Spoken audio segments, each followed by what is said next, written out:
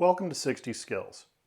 Tonight we are going to try something a little bit different and begin a series of book reviews that 60 Skills and my various practice partners have found useful over the years. One of these is the seminal work entitled Qigong Empowerment, a guide to medical, Taoist, Buddhist, Wushu energy cultivation by Master Shou Liang and Wen-Ching Wu. What should be noted is that on the cover of the book are 9 different mudras. And these mudras are very important to what goes on later on in the book. So let's begin. First of all, the book is broken down into 5 sections. The first of which is entitled Medical Qigong. Medical Qigong in this context basically involves the various healing sounds most people are familiar with and corrective exercises for the various organs. The next section is referred to as Taoist Qigong, and this includes normal exercises like the Microcosmic and Macrocosmic orbit, but also includes more advanced practices such as the Golden Light method and a variety of other circulations that are not commonly seen. Next up, we have Buddhist Qigong. And this is interesting because this begins to get into the 9 esoteric seals that were demonstrated on the cover, as well as a variety of other rarely discussed practices.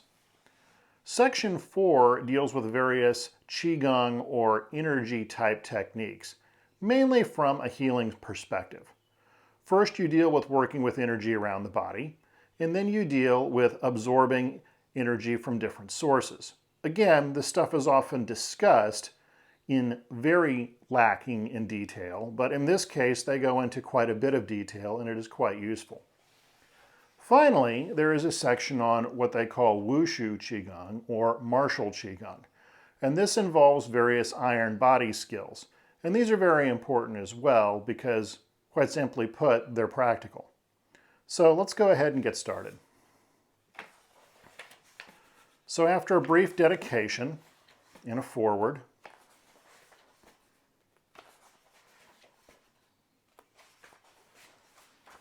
we come to an introduction where it begins to talk about the different aspects of training, such as training the body, training the breathing, and the use of sound. Additionally, mind training is briefly discussed as well. Then the book describes its basic order of the sections we talked about earlier and gets right into medical Qigong. Now, medical Qigong within the Chinese canon is something fairly common and actually receives quite a bit of use, not only from a TCM perspective, that is traditional Chinese medicine, but also from the perspective of various lay people. It has a very long history and involves a variety of things ranging from different postures to different sounds. Most of this and its representation within the body, as illustrated by this chart, are fairly well understood by most modern practitioners of Qigong. Again, the 6 healing sounds being one of the most common examples of this. So I'm not going to spend a lot of time on this, as quite simply this is something that a lot of people have familiarity with, and it isn't very uncommon. On the other hand, as we get past corrective exercises and get past the various healing sounds, we begin to get into what is referred to as Taoist Qigong. And this is where things begin to get interesting. Initially, there is a brief history lesson on the author's various thoughts on the source of this, ranging from classic works on the Yellow Emperor to the Tao Te Ching. Now, most of this, quite honestly, falls into the area more of myth and legend than anything else. While certainly some of these people existed, the fact of the matter is we don't know much about their lives. Now, from a practitioner's standpoint, and therefore from the standpoint of 60 Skills, we want to get into the actual practices. Now, as was mentioned earlier, the microcosmic and macrocosmic orbits are described in detail in this book. Along those lines, they talk about different ways of smoothing the flow of qi within the body. Now, these can be viewed as either corrective exercises or additive exercises to the practice of the different orbits. And I won't get into too much detail because the microcosmic orbit and macrocosmic orbit are relatively well understood in the context of energetic practice. What is more interesting is we start to get into these different and unusual circulations that mostly are not shown to other people outside a fairly advanced level. So these include things like armoring to make up the leakage, accumulating light, nourishing qi, the golden light method, the use of various mudras as well, which again, from a Taoist perspective, are usually not written down and certainly not very common in Qigong practice writ large. Now, most interesting to me is this thing known as the 9 rotations to bring back the spiritual elixir. In this case, you can see that you're utilizing a very complex form of qi circulation. This in turn is expanded upon in the 8 extraordinary vessel circulation, where you end up circulating the qi, or in the case of Hermetics, your vital or astral energy, through the different channels within the body. This is quite complicated and can take quite a bit of time to learn how to do. However, it is interesting because you almost never find written instructions on how to do this. Now, I'm not going to go through all the different microcirculations involved with these different channels within the body, simply to say that there are quite a few of them and their use seems to be pretty effective. So this book is interesting and that includes quite a bit of information on various Taoist training techniques that normally you don't see a whole lot. Now, things like converting bone marrow to qi involves more of a packing kind of exercise or condensing exercise. Those familiar with exercises like condensing breathing or packing the qi will know all about these. Next, we get into Buddhist Qigong. Again, as was standard for the last chapter, they got a little bit into the philosophy and the training concepts of this, and that can be quite interesting to somebody depending upon your view of these things. It gives a brief breakdown on the different kinds of Buddhist teachings available, ranging from Mahayana to Hinayana, and the Tibetan and other Tantrayana traditions. Again, an interesting history lesson, but doesn't really add much to the practice. Now this is where it does get interesting. They begin to break down the different esoteric qualities within the body contained by the different energy centers. This is usually not discussed very clearly in most traditional Buddhist texts. As such, this text is very valuable. And they talk about the various esoteric abilities of body, speech, and mind. Again, these are pretty standard concepts within meditation. Now, what is interesting is when it comes to seated meditation, they begin to give a variety of tips and recommendations as to how to do this. These are very valuable. Those of you who have had a classical training in meditation will be very familiar with this. That said, a lot of these details, everything from the chin tilt to where to place your tongue, are often left out in the course of instruction. As such, this is an excellent book to provide a reminder of these things. Now, he gets into this thing called 9-segment Buddhist breathing, which for those of you familiar with the various orbits, might not necessarily seem so different. Again, this is another use of the qi circulation method that we talk about within the 60 Skills curriculum, or the movement of energy within certain patterns within the body being driven by the force of the mind. Now, he also begins the process of teaching how to use these various mudras or hand seals. And again, this gets interesting because there are not many sources for this in the English language that are this well presented. I have to congratulate the authors because they've gone out of their way to make the instructional material particularly accessible to your average reader. So they talk about different movements to perform and different hand seals, all of which is very good. They go through all the various visualizations required, and they go into quite a bit of depth. Now, they also back this up with another practice known as Precious Vessel Qigong, And this is where you start to get to use some of the sacred symbols involved in various forms of more esoteric Buddhism. This is again quite interesting, as these things are normally not broken down this clearly in most writings on meditation. The fact that neither of these gentlemen are religious practitioners probably has a great deal to do with this. I found martial practitioners, or practitioners with a martial basis to their meditative and yogic exploits, tend to focus much more on the how to do it versus the theory portion. And as a standard for this book, they go well out of their way to be as clear as possible. Notice the bullet points formatting throughout. Now, at the end of this, and there are a variety of interesting techniques, we get into the 9 esoteric seals. These are very interesting because not only do they tell you how to do them and in what order to do them classically, they also give a very nice description of what the seals actually do. In many forms of writing, this is either speed bumped, so to say, or not spelled out particularly clearly. As such, it can be very difficult to figure out exactly what these things are supposed to do for you. And in this one, they have all of the more common seals that are used and described what exactly it is that they do.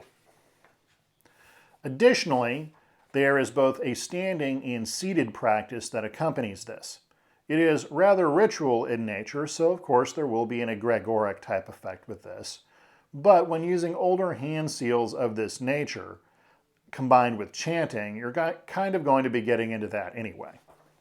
But again, it makes for very interesting reading because of the clarity of the instruction. And the photos are really quite well done, as well as extensively organized. Okay, now we get into the 4th part of the book, which can be best referred to as quote-unquote Qigong Skills. Now again, this is valuable because this is teaching you how to use things, precisely how to emit and how to absorb different forms of energy. And this can be applied to your vital, astral, or mental energies depending upon how you choose about doing it. Normally, this is the kind of thing that you would receive upon instruction with a good practitioner. That said, that's a little rarer than most people would think, and the fact of the matter is most of the techniques contained within here cover the more common things that are taught out there amongst lay practitioners, such as absorbing energy from above and below, absorbing energy from living things as well, different ways of building energy. Really, it's quite useful. And for this reason, I highly recommend getting a copy of this book. Now, this is also interesting in that they get into a little bit of planetary work through practices like embracing the moon. Very interesting. Talks about the different gates in the body that can be used to absorb energy, such as points in your hand or your index fingers or whatnot. And they give very good drawings and pictures of how to go about doing this. For example, using Qi to treat yourself. Really interesting because while these things again are often discussed, they're usually not discussed nearly this well. Now, okay, they talk about different things that can be activated using different points in the body. So you can see large intestine, pericardium channel, etc. Those of you familiar with Chinese medical theory will understand most of this pretty easily. For those of you that do not, this is actually a really good source to look at this kind of thing. And again, different finger methods. Really, they cover almost all of the major layperson Qigong techniques that, people tend to run into over time, as well as, interesting enough, a little bit of information on how to use posture. So again, I really can't recommend this book highly enough. Here we go, absorbing Qi from the sun. So you're getting back into a little bit of, planetary work from the moon, from the trees, from heat sources, so on and so on and so on. It's really an excellent work. Now they also have a great little treatment protocol in here and how to work with other people. And this is a pretty common one where you run your hands at a distance around a patient. Again, they even get into a little bit of clairvoyance development. So it's really a really good book in that it covers the vast majority of things that you can run into. Now I get into the Wushu Qigong, or martial arts Qigong. Now it's important to realize this has a very long and prestigious tradition within meditative and yogic circles in China. In fact, almost all of your better meditative practitioners have at least some training in this kind of thing. Now, as is usual with the Chinese, they tend to break this up into both internal energy training and what they call hard style or external training. And this is really important because iron shirt Qigong is the stuff that people use to train the body to take blunt force trauma. Now, this isn't going to save you from a bullet or a knife, but it might save you from an impact or falling off your motorcycle. Just not from getting your skin scraped up so much as maybe not breaking a bone. So it gets into the different kinds of conditioning used, particularly that combined with breath retention work. Some of the more classical things to train the neck and the spine. It's really quite good stuff. And, some things that are a little more out there. This is where we're starting to get into some of the harder style training where you're using an implement to strengthen a weak part of the body, such as the solar plexus as indicated upon the left, or the throat as is indicated upon the right. Now again, all of this is backed up with various forms of breath work, and as such is really quite valuable. Now, the hard application stuff deals with iron palm training, which the only person in the US I can recommend for this is Dr. Dale Dugas out of Florida. He has an extensive iron palm training program that is internally based and really does quite a nice job with it. He's also a wonderful individual and a close personal friend. Now this is more hard style training where you're holding on to things, catching things to strengthen the arms. They get into different beating exercises to condition the forearms and shins to absorb strikes. And finally, the last part of the book are basically what I consider to be academic information. They go over all the different channels in the body, what organs they lead to, different access points. And for those of you familiar with acupuncture, this is going to be nothing new. Now, one of the things that I really like about this book is they also talk about how to deal with some problems. So, you start practicing and you start having issues. Well, here we go. Dizziness, loss of control of body movements, so on and so forth. They really do think of everything. Additionally, there is even a very handy glossary in the back to go over some of the Chinese terms that, well, as Westerners, you may or may not be familiar with. What I like the most is they have pictures of the practitioners themselves, and you'll notice they're both fairly robust-looking men. Again, obviously from a martial arts background, but I've found if your teachers look like robust people, then their training can't be that bad. Well, hopefully not. So, to wrap up, I really appreciate this book, and I've gotten a lot out of it over the years, as have virtually anybody else I know that's used the material contained within it. So if you'd like to get a copy of the book, there is an affiliate link down below in the details of the video, and I hope you enjoy it as much as I have. Train hard and be well.